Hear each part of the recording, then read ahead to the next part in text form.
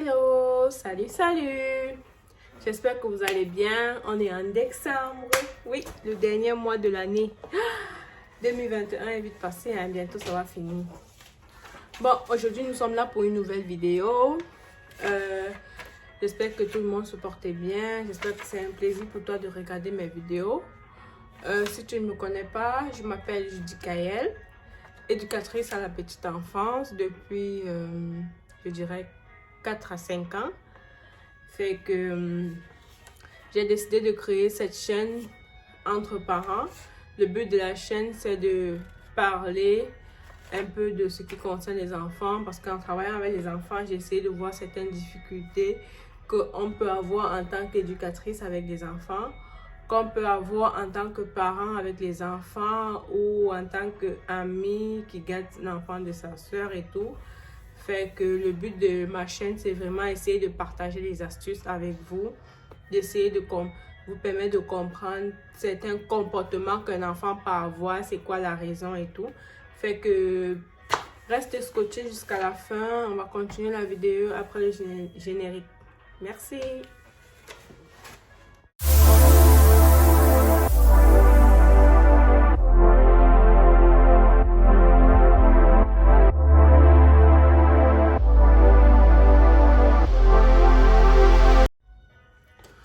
Bonjour.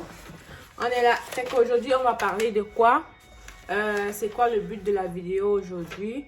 On va parler des raisons pour lesquelles on ne doit pas se contredire devant les enfants. Que ce soit papa ou maman, que ce soit deux adultes qui sont en face d'un enfant.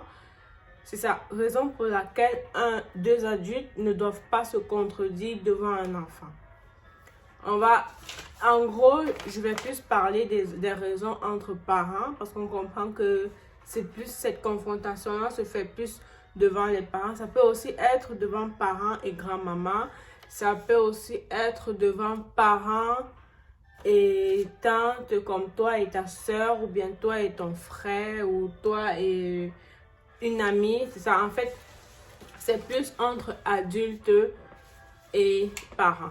C'est très important qu'on soit capable d'avoir la même version, d'avoir la même, comment je vais dire ça, la même opinion en ce qui concerne ce qui est accepté et ce qui est interdit. C'est vrai que c'est très difficile à faire. C'est vrai que c'est pas toujours évident.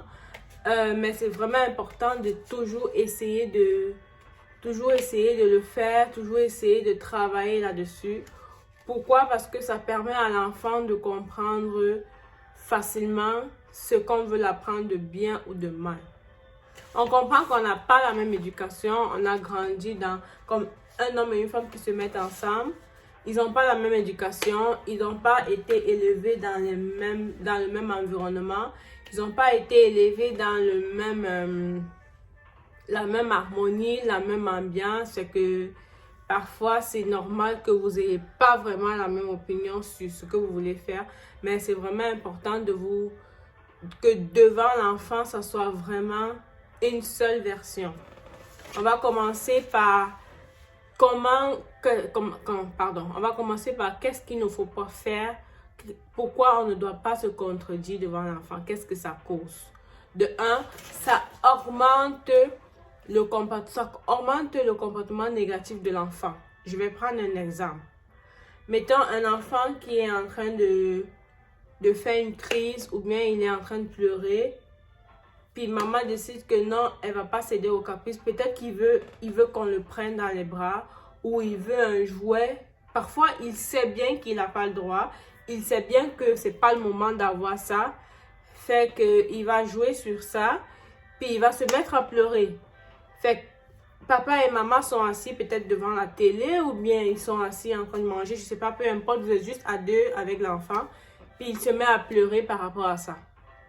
Fait que là, mettons que c'est maman qui prend l'avance pour intervenir.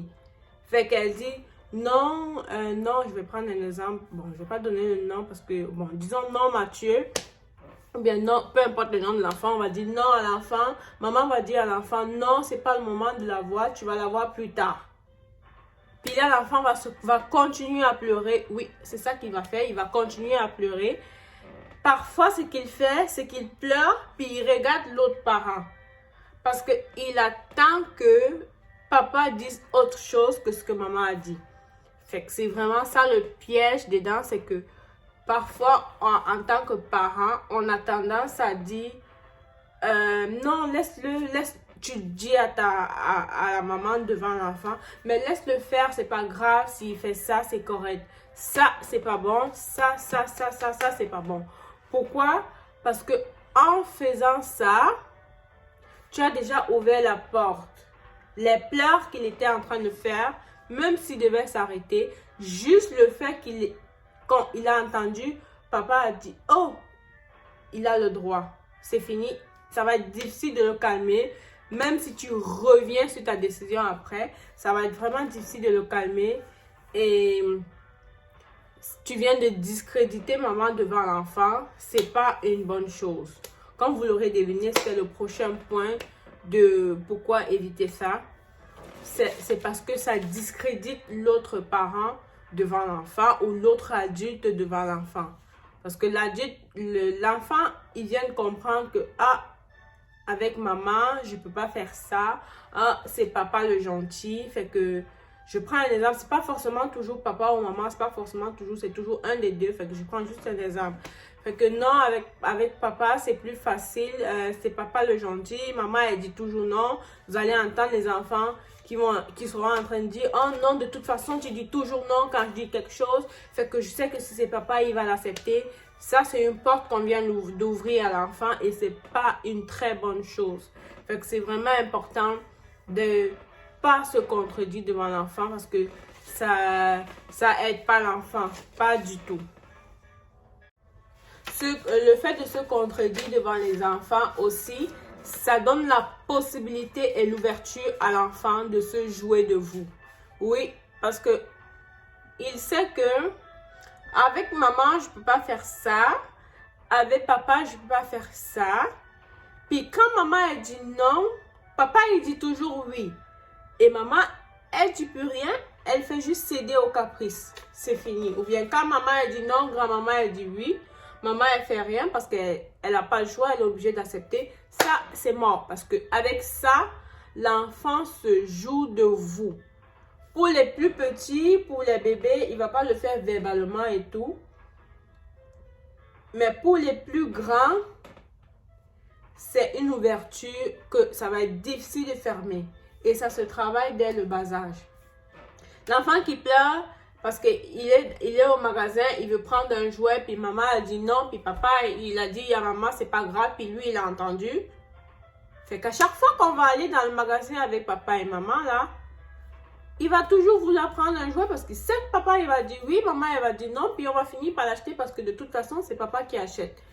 Je prends un exemple, c'est pas juste visé sur papa ou sur maman, mais c'est juste un exemple parce que je prends un exemple entre les deux parents ou entre grand-maman et grand-papa. C'est pas vraiment juste papa qui va être toujours laisser faire ou bien c'est pas juste être maman qui va toujours refuser. C'est vraiment un exemple. Fait que prenez pas ça personnel. C'est ça. Fait que ça permet à l'enfant de se jouer de vous. Pourquoi? Parce que un enfant qui va venir, il va dire à maman, bon, il va d'abord commencer. Ce qu'il fait, c'est quoi? Il commence toujours par le parent qui est plus ouvert. Ça, c'est plus les enfants qui sont plus grands. Il va commencer par le parent qui est plus ouvert. Il dit, papa, est-ce que je pourrais aller jouer après le dîner? Est-ce que je pourrais aller jouer dans la cour et tout? Parce que j'ai vraiment envie de jouer au ballon et tout. Et papa, il va dire, oh oui, c'est correct. Là, il va parler avec papa seul. Hein. Il ne va pas le faire devant toi parce qu'il sait que tu peux dire non. Papa va dire, oui, c'est correct. Puis, il va venir te dire après le dîner, parfois il ne te dit même pas, hein. Après le dîner, vous finissez de manger, puis il se lève, ah, il s'en va jouer dehors. Pourtant, il sait que après le dîner, il est supposé faire une sieste. Mais parfois, le plus souvent, papa, lui, il n'est pas au courant de ça parce que papa, il travaille, il n'était pas à la maison, ou bien grand-maman, elle n'est pas au courant de ça parce que grand-maman, elle n'est pas à la maison tout le temps et qu'on ne connaît pas forcément la routine de la maison. Fait qu'elle a déjà dit oui. Puis là, il va te dire, ah, je m'en vais jouer dans la cour. Puis toi, tu vas dire, mais non, c'est le moment d'aller faire la sieste, puis lui va te répondre, ben papa, il a déjà dit oui, ou bien que maman, elle a déjà dit oui, ou grand-maman, elle a déjà dit oui. Fait que là, il sait que tu peux pas dire non. Il sait que il a déjà négocié, fait qu'il est capable de se jouer de vous avec ça. Quelque chose qu'il sait que tu n'aimes pas, il va plus aller demander à l'autre. Quelque chose qu'il sait que l'autre n'aime pas, il va plus aller demander à l'autre. Fait que c'est vraiment important de travailler là-dessus, d'éviter de se contredire devant les enfants. C'est très, très important. Dans une prochaine vidéo, je vais essayer de vous expliquer comment travailler là-dessus. On dit qu'il faut éviter de se contredire devant les enfants, mais il y a des moyens que vous pouvez prendre, il y a des moyens que vous pouvez utiliser pour travailler là-dessus. Il y a des moyens que vous pouvez prendre pour travailler là-dessus. Comment faire entre vous. Dans une prochaine vidéo, je vais essayer de parler de ça. Je vais essayer de vraiment vous détailler comment travailler. Je pense que ça va être la vidéo vraiment juste après celle-ci pour que ça soit plus proche. Pour que ça soit pas, pour qu'on est capable de suivre vraiment le cheminement. C'est ça.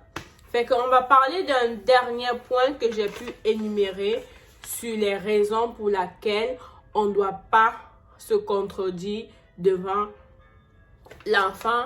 C'est que parfois, ça amène l'enfant à avoir, comment je vais dire ça? Parfois, le fait de se contredire deux adultes devant l'enfant, ça permet à l'enfant, ça laisse une ouverture à l'enfant de souvent rapporter des ragots de l'autre parent ou bien de l'autre adulte à l'autre pour se faire marquer plus de points, pour convaincre à l'autre que non, toi tu fais pas bien, c'est lui qui est capable de bien faire. Fait que l'enfant, parfois, il le fait pas méchamment, mais il le fait juste pour essayer de gagner des points. C'est comme quand tu as deux amis qui s'entendent, vous êtes trois amis, puis tu es au milieu, puis tu as les deux qui s'entendent pas forcément, et les deux s'entendent avec toi. Fait que tu as tendance à, c'est pas une règle générale, fait qu'on a tendance à dire à l'autre, oh non, c'est elle veut faire ça, oh non, elle. C'est ça que l'enfant va utiliser. Mais donc, tu es à table il est avec grand-maman, puis il va dire, tu sais, grand-maman, avec maman, là, quand je vais aller jouer dehors, elle va toujours me dire non. Avec maman, si je veux regarder, avec papa, si je veux regarder la télé, il va toujours me dire non.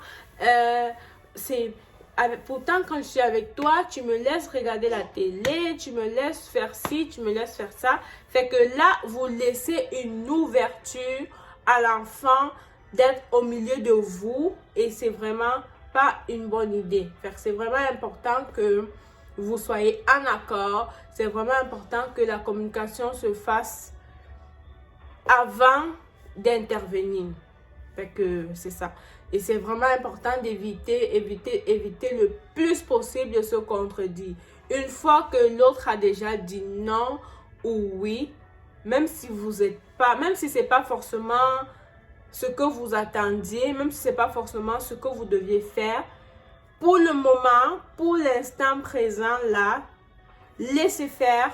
Puis après, quand vous serez à deux, vous allez parler, peut-être que non, la dernière fois tu avais dit oui à ça, pourtant c'était pas le moment et tout. Fait que ça va permettre que l'enfant déjà, quand on a dit oui ou non, même s'il se tourne vers l'autre parent, il sait déjà qu'il n'aura pas une autre réponse. Ça va être vraiment ça, il n'y aura pas une autre décision. Fait que, en gros, c'est ça. Là, ça va être la fin de ma vidéo. Je te remercie d'avoir regardé. Je te remercie d'avoir pris la peine d'écouter ma vidéo. Fait que là, nous sommes à la fin de la vidéo. Je te remercie. Merci d'avoir pris la peine de regarder la vidéo. J'espère que tu as aimé. J'espère que ça t'a permis d'apprendre quelque chose. N'hésite pas à me laisser en commentaire si tu as des points que tu aimerais rajouter sur ce que j'ai dit. N'hésite pas à me laisser en commentaire si tu as expérimenté ce que je t'ai dit puis ça a marché. Fait que je te laisse. Passe une excellente journée, une excellente semaine, dépendamment du moment où tu regardes la vidéo. N'hésite pas de liker la vidéo. N'hésite pas de partager la vidéo, de laisser un commentaire, puis de t'abonner sur la cloche pour ne pas manquer mes vidéos. Fait que Merci, merci. Bisous, bisous. Bye.